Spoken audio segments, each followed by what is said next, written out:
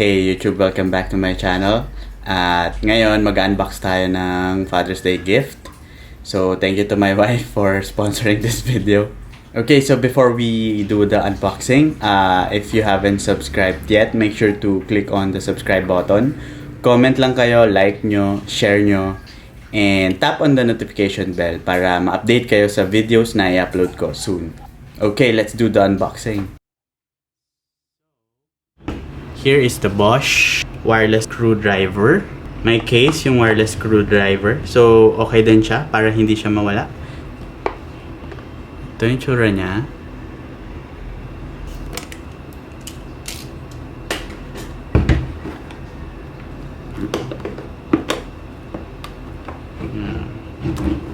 Okay, so opening it now.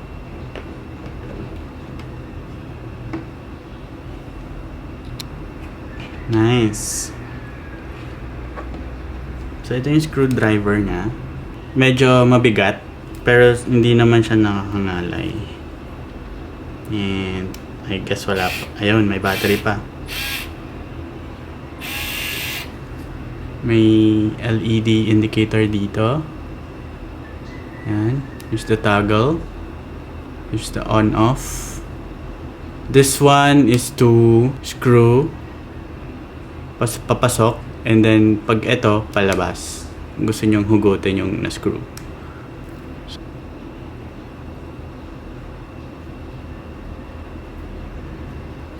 Looks like meron siyang torque na may maximum, may minimum, so kung gaano mo siya gusto kalakas. Let's check pa what's inside the box. So meron na din kasamang screw bits here. There. Ayan.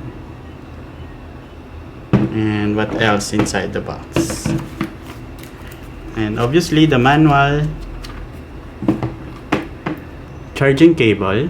It's a USB to micro USB. So yeah, micro USB pa siya. And then what's this?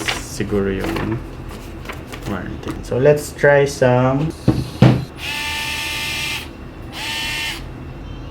Yan yung pinakamahina. And if you adjust it, ito yung second level. So pansin mo malakas-lakas na yung vibration niya. And then third.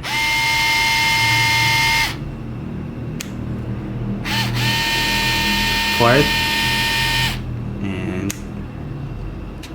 Max.